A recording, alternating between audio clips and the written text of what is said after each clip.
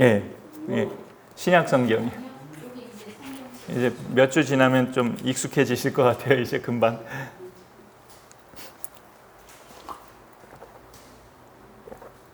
네, 에베소서 2장 18절부터 22절 그 5절입니다.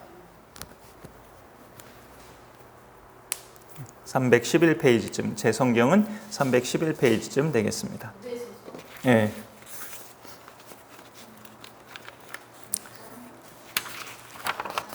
2장 18절부터. 예. 잘 아버님은 보신 것 같은데. 예. 예. 에베소서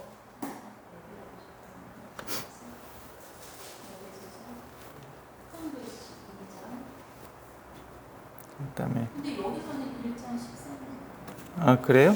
아니 그거는 저기 옆에 어린이 예배 아니에요? 2장 13절이에요. 2장 18 그게 지난주 주보 아니에요? 그럼 지난주 주보 드린 것 같은데. 예, 2장 18절이에요. 오늘 그 저번 주 주보를 예. 연합을 이루시는 성령 그거예요. 오늘은 6월 23일자 주보입니다. 일단 읽어보겠습니다. 오늘은 제가 혼자 낭독할 테니까 눈으로 함께 보시면 되겠습니다. 18절부터 이는 그로 말미암아 우리 둘이 한 성령 안에서 아버지께 나아감을 얻게 하려 하심이라. 그러므로 이제부터 너희는 외인도 아니요 나그네도 아니요 오직 성도들과 동일한 시민이요 하나님의 권속이라. 너희는 사도들과 선지자들의 터 위에 세우심을 입은 자라. 그리스도 예수께서 친히 모퉁이 돌이 되셨느니라.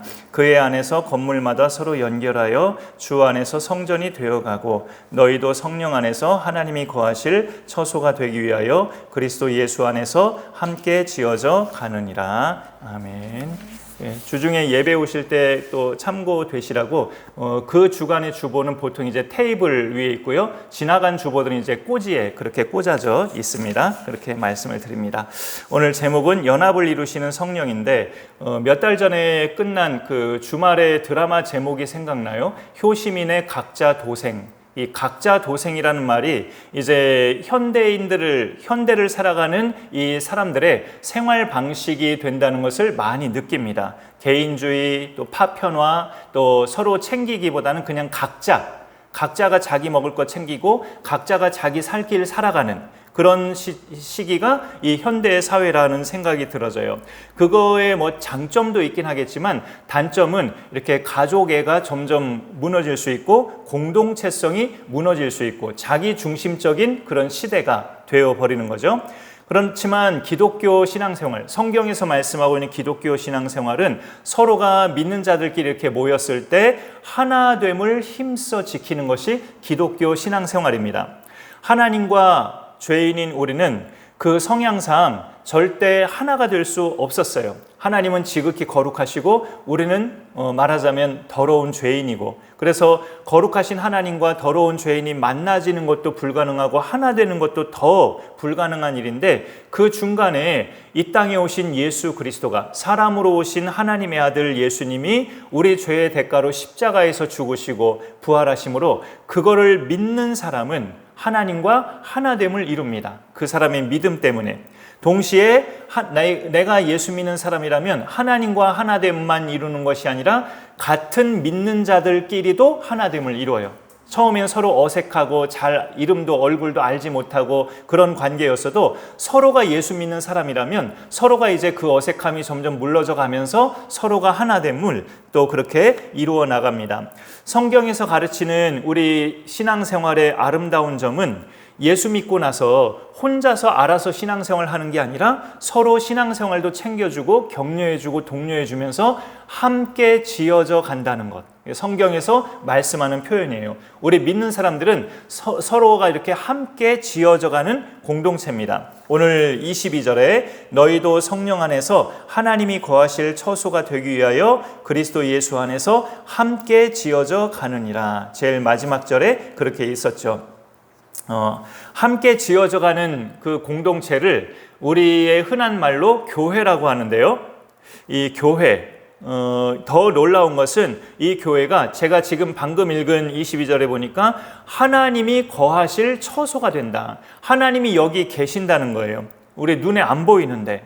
우리가 교회하면 지금 이 공간처럼 강서 나눔 교회 이렇게 어떤 이름을 짓고 이렇게 믿는 분들이 모여서 예배를 드리는 장소, 이런 터전, 이런 공간, 이런 것을 교회라고 생각하기 쉬운데 성경에서 가르쳐주는 교회는 믿는 사람들을 말합니다. 우리 믿으셔서 하나님께로 나오신 분들을 교회라고 해요. 이런 예배실 공간을 교회라고 하는 것이 아니고, 하나님이 교회 안에 거하신다는 것은 그래서 우리 믿는 사람들이 이렇게 있을 때 이 모임 안에 하나님이 같이 계신다는 뜻이에요. 그러면은 이 강서 나눔교회라고 정해진 예배실 공간에서만 하나님이 계시는 것이 아니라 우리 아버님과 아드님이 집으로 가셨을 때도 두 분이 예수님을 믿으시면 그 집에도 하나님이 거하신다는 것이고, 저희도 집으로 갔을 때도 저희들이 예수 믿는 사람들이기 때문에 저희 집에도 보이지 않지만 하나님이 거하신다는 뜻이에요. 그게 놀라운 하나님의 은혜고 우리가 누리는 어찌 보면 굉장한 특권이죠. 함께 우리가 서로 가족이 아니었다가도 믿는 자들끼리 이렇게 함께 만났을 때 같이 지어져 가도록 도와주시는 분이, 이분도 하나님이신데 성령이셔요. 성령이 우리를 함께 지어져 가도록 도우십니다. 오늘 수요예배 말씀 제목이 연합을 이루시는 성령이라고 되어 있어요. 그 웨스트민스터 문답서에 보면 30번 문항이 성령이 신자들에게 구원을 어떻게 적용시키는가 했을 때 답변은 성령이 우리 안에 믿음을 일으키시고 우리를 그리스도와 연합하게 하신다. 우리를 예수님과 하나 되게 연합하게 하신다고 나와 있어요. 오늘 말씀 중에 21절에도 그의 안에서 건물마다 서로 연결하여 주 안에서 성전이 되어가고 라는 참 어찌 보면 어려운 말이 계속 구구절절 이렇게 있어요. 한 건물이, 지금 이 교회 예배당도 건물이잖아요. 한 건물이 튼튼하게 잘 세워지려면 기초, 기둥, 그 다음에 벽, 그 다음에 지붕까지 잘 연결이 돼야 되죠. 서로 그렇게 간격이 떠지는 것 없이 잘 단단하게 연결이 돼야 되죠. 성경은 우리를 가리켜서 성전이라고 그렇게 말씀을 하는데, 그래서 예수 믿는 사람인 우리는 같이 지어져 갑니다. 누구는 지붕 역할을 하고 누구는 기둥 역할을 하고 누구는 벽 역할을 하고 하면서 마치 건물로 비유되듯이 우리는 그렇게 함께 지어져 가요. 그런데 앞서 말씀드렸듯이 이 연합은 우리 믿는 사람들끼리만의 연합이 아니라 우선 먼저 십자가에서 나의 죄 때문에 내 대신 하나님의 형벌을 받고 죽어주신 예수님과 내가 연합하는 게 먼저예요. 그리고 나서 같은 예수 믿는 사람들끼리 또 연합이 이루어집니다.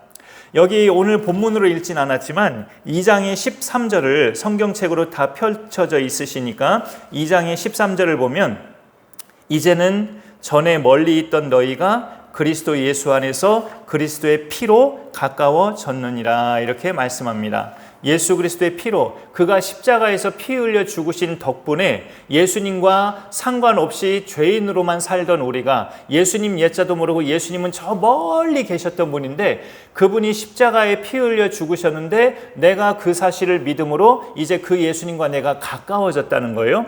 그렇게 가까워지면서 결과는 어떻게 되느냐? 그 성경책의 16절에 보면 16절에 그 예수님이 달리신 것이 십자가죠. 십자가로 이 둘을 한 몸으로 하나님과 화목하게 하려 하심이라 라고 되어 있습니다. 이 둘을 한 몸으로 되게 하셨다라는 이런 말씀이 있고요. 그 바로 뒤에 보면 하나님과 화목하게 되었다라는 말이 나오고 있습니다. 예수님이 십자가에 피 흘려 죽으신 덕분에 우리가 얻은 유익함이 뭐냐? 하나님과 화목해졌어요. 하나님이 우리에게는 무서운 분이고 낯선 분이고 내가 왜 그분을 아버지라고 불러요? 이렇게 하면서 나하고 상관없는, 어쩌면 내가 인정하지도 않는 신이 하나님인데 예수님의 피 흘려 죽으신 덕분에 그 예수님을 내가 믿음으로 하나님과 나 사이에 화해가 이루어졌어요. 하나님은 내 아버지가 되셨고 나는 하나님의 자녀가 되는 그런 관계가 된 겁니다. 하나님과 화목을 이룬 사람은 사람들과도 화목을 이루는데 이 가족이나 가까운 사람도 물론이지만 특별히 우리가 속으로 생각할 때 아유 저런 대상들하고 내가 같이 있어야 돼? 이렇게 생각하는 상대와 화목을 이루게 돼요. 우리가 예수 믿으면. 그런 대상은 어떤 대상일까요? 저런 대상하고 내가 같이 있어야 돼? 라고 생각하는 대상.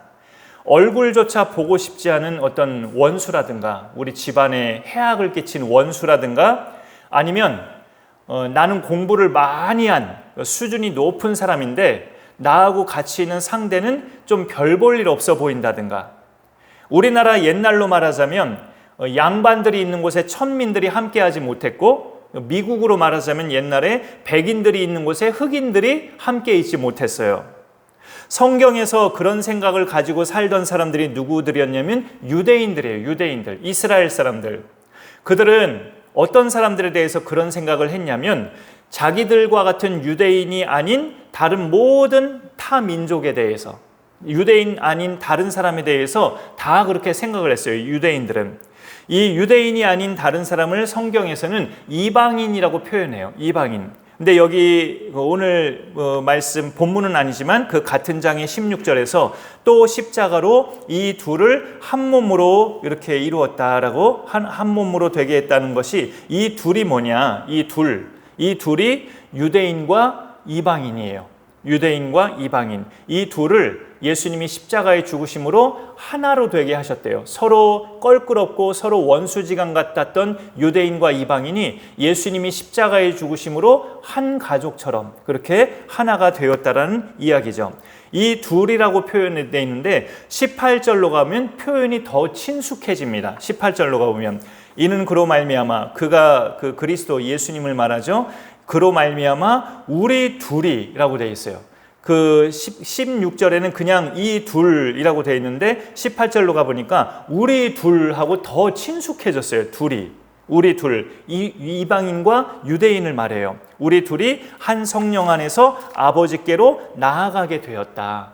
예수님을 믿는 사람은 유대인이든 이방인이든 우리가 서로 이제 한 몸이 되어서, 우리 둘이 이제 한 몸이 되어서 같은 한 하나님께로 나아갈 수 있게 되었다. 그런 파격적인 선언을 여기서 하고 있는 거예요. 그 구약 시대에 유일하게 하나님의 백성이었던 유대인과 예수님 오시고 나서야, 예수님 오시고 십자가 죽음을 당하신 후에야 하나님의 백성이 될 수 있었던 이방인들이 서로 하나 되는 비결은 유대인이든 이방인이든 둘 다 예수님 안에 거할 때예요. 유대인이든 이방인이든 둘 다 예수님을 하나님의 아들 그리스도로 믿을 때 그 두 그룹이 하나가 됩니다. 결국 유대인들도 모세 때에 주어진 율법을 지키는 걸로 구원받는 게 아니라 하나님이 약속하신 예수 그리스도를 믿음으로 구원받는 거예요. 유대인들도. 예수를 하나님의 아들로 알아보지 못한 유대인들은 그를 목수의 아들로 하찮게 봤지만, 예수님을 구주로 믿는 유대인들도 처음에는 이방인들이 우리처럼 하나님을 믿는다고 하면서 그거를 좀 어색해하고 적응을 못했어요. 베드로도 그랬고 그 부분을 잘 수용하지 못했습니다. 그런데 오늘 말씀해 보니까 이제 유대인과 이방인을 우리 둘이라고까지 표현하면서 가족의 느낌을 갖도록 해요. 둘 다 한 성령 안에서 하나님 아버지께 나아갈 수 있고, 오늘 우리가 예배 드리는 것처럼 이렇게 예배를 드릴 수 있게 됐어요. 예수 믿는 자들을 박해하던 자 중에 이제 나중에 정말로 누구보다 예수님을 열심히 전하던 바울이 있는데, 이 바울은 예수께서 특별히 이방인의 전도자로 세우셨습니다. 베드로는 유대인을 주된 사도로 내가 세우고 너는 이방인의 사도로 내가 세운다 하면서 그 바울이 이제 이스라엘 민족을 제외한 많은 다른 민족에게 복음을 전하는 대사도가 되죠. 그 후로 바울은 하나님 아버지의 마음을 가지면서 이 에베소서를 받는 에베소 교인들도, 에베소가 지금의 튀르키예, 터키 지역인데 이방인들이죠. 이스라엘 사람들이 아니니까 그들을 향해 이 바울이 이렇게 선포를 해요. 19절에 보니까 그러므로 이제부터 너희는, 이방인들이죠, 외인도 아니요 나그네도 아니요 오직 성도들과 동일한 시민이요 하나님의 권속이라. 이제 이방인들도 예수 안에 있으면 외인들도 아니고 바깥 사람들도 아니고 안으로 들어온 사람들이고 나그네도 아니고 이제 주역이 되는 사람들이고 오직 성도들과 똑같은 사람이고 하나님의 똑같은 자녀다라고 그렇게 선포하고 있는 거예요. 유대인들과 차별 없이 이방인들도 예수 믿으면 똑같은 천국 시민이요 하나님의 자녀라는 선포입니다. 그거를 더 확증해 주듯이 20절로 가보면 너희는 사도들과 선지자들의 터 위에 세우심을 입은 자라 그리스도 예수께서 친히 모퉁이돌이 되셨느니라 라고 되어 있는데 여기 20절 초반에 사도들과 선지자들의 터가 뭘까요? 사도들은 신약 성경을 쓴 사람이고 선지자들은 구약 성경을 쓴 사람이에요. 그래서 사도들과 선지자들의 터 위에 세워진 사람들이라는 것은 하나님 말씀, 구약 성경과 신약 성경이라는 하나님의 말씀의 터 위에 서 있는 믿음의 사람들을 말을 해요. 그런데 이제 구약 성경의 주된 등장인물은 유대인들이었거든요. 근데 이들이 마리아의 몸에서 태어난 예수님을 그리스도로 믿으면 구약 성경의 터 위에 있는 것뿐만이 아니라 신약 성경의 터 위에도 똑같이 서 있는 사람이 된다는 거죠. 좀 어려운 말이지만 반면에 이방인들도 모세 때 주어진 율법 몰라도 십계명 같은 거 잘 몰라도 나중에 믿게 되면 알지만 그런 이방인들도 예수님을 그리스도로 믿으면 그 모르는 구약 성경이나 또 알기 시작한 신약 성경이나 다 그 하나님 말씀의 터 위에 똑같이 세워지는 하나님의 백성이 된다는 거예요. 이방인들도. 그렇게 하기 위해서 유대인들이나 이방인들이나 사도들과 선지자들, 구약과 신약의 터 위에 세워지도록 하기 위해서 예수님이 어떻게 되셨느냐? 자기가 친히 모퉁이돌이 되셨다라고 그렇게 말씀하고 있는 겁니다. 유대인들과 이방인들이 이렇게 섞여진 교회가 허물어지지 않도록 와해되지 않도록 주춧돌 역할을 하신 분이 바로 예수님이셔요. 예수님. 그러니 예수님 안에 진정으로 거하고 진정으로 예수님을 믿는 사람은 아무리 껄끄러운 대상이라 할지라도 하나됨을 지키기에 힘써 나갑니다. 그게 믿는 자들의 매력이에요. 우리나라 초대교회 시절에 한 이야기를 말씀 후반부에서 나누고 그렇게 이야기를 나누고 말씀을 이제 마치려고 하는데요. 우리나라에 복음 전하러 온 선교사님 중에 19세기 후반에 사무엘 무어라는 미국 선교사님이 계셨어요. 사무엘 무어. 그런데 나중에 이분이 한국식으로 이름을 바꾸는데 한국식 이름이 모삼열 선교사님이에요. 모삼열 선교사님. 지금의 그 승동교회가 처음에 곤단골 교회였는데 그 교회의 개척자이십니다. 승동교회는 교회에도 문화재가 있나? 라고 모르는 사람들은 그렇게 생각할 수 있지만 우리나라에서 교회 중에 문화재로 지정된 교회 중에 하나가 승동교회입니다. 역사가 한 130년 이상 되니까. 그런데 이제 승동교회가 처음에 곤단골 교회였는데 그 교회를 개척 설립한 이 모삼열 선교사님이 그 지역에서 멀지 않는 곳에 백정마을이 있었어요. 백정마을. 그 백정마을에 사는 백정 중에 박성춘이라는 사람이 살고 있었는데 그가 장티푸스에 걸립니다. 장티푸스 하면 이제는 의학적으로 고칠 수 있는 질병이긴 하지만 당시의 조선 의료 수준으로는 치료가 안 돼서 이 박성춘이 굉장히 절망하는 상황이었죠. 나는 이렇게 살다가 죽는구나 하면서 이때 모삼열 선교사님이 그 박성춘이라는 백정이 장티푸스에 걸렸다는 소식을 들었는데 그 박성춘이 알고 보니까 자기가 운영하는 예수교 학당에 다니는 학생의 아버지인 거예요. 아들이 그 학당에 이 모삼열 선교사님이 가르치는 학당에 그 박성춘의 아들이 다니고 있는 겁니다. 우리 학교 학생의 아버지가 중병에 걸렸는데 내가 고쳐야지 하면서 이 모삼열 선교사님은 자기는 의사가 아니기 때문에 지금의 그 세브란스 병원, 옛날에 제중원이었죠. 그 제중원의 의료 선교사로 계시는 올리버 에비슨이라는 의료 선교사를 데리고 그 백정 마을에 들어가요. 근데 이 올리버 에비슨이라는 의료 선교사는 누구의 시의였냐면 고종 황제의 시의였어요. 우리나라 역사상 왕을 담당하는 의사가 백정마을에 들어간 건 그때가 처음 있는 일이었습니다.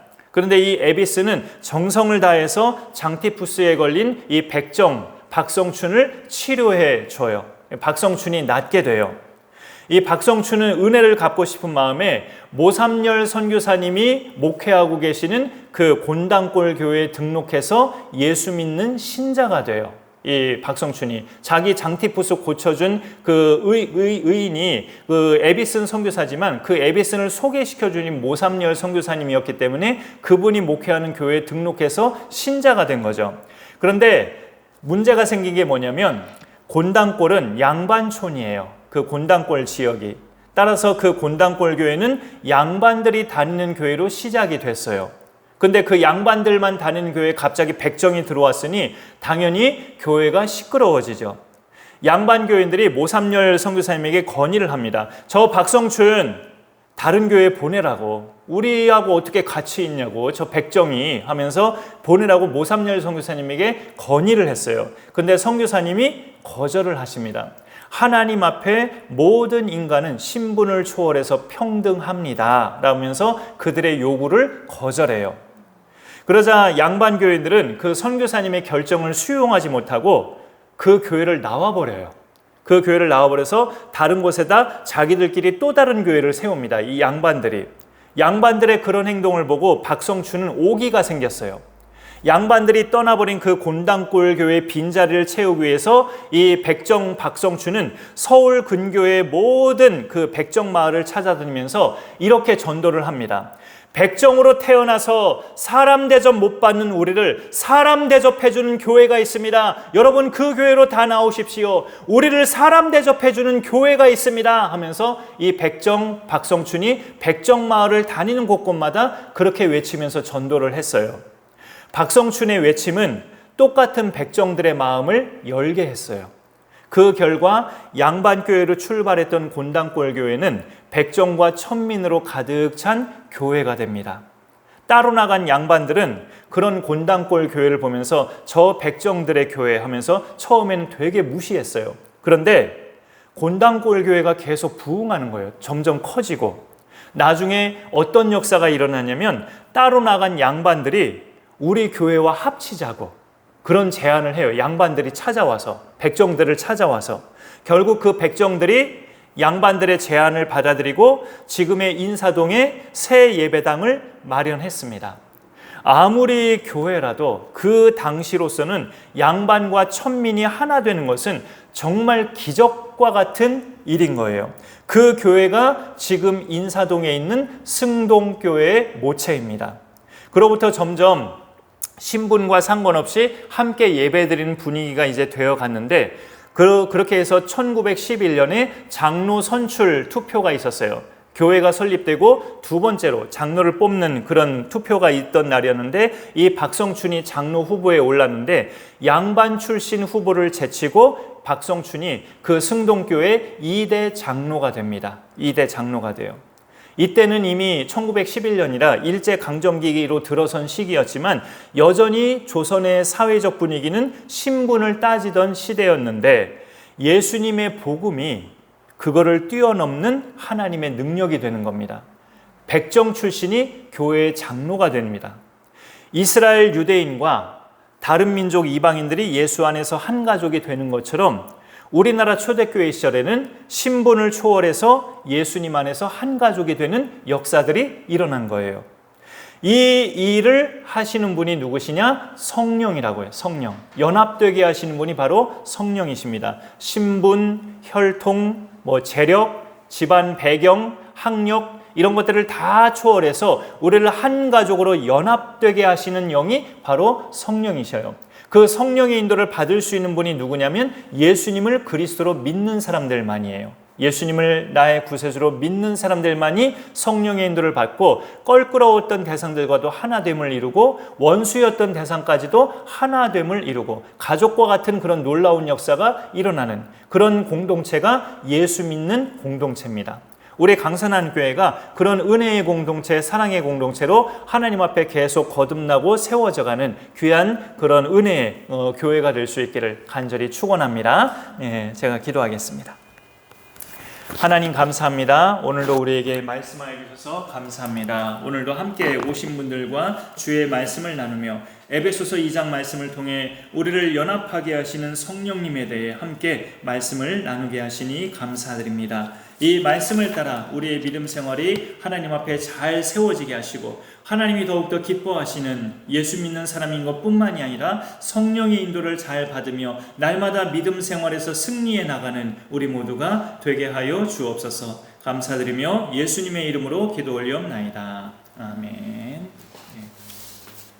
주보에 있는 광고는 주보 내용 읽어주시고 별도로 제가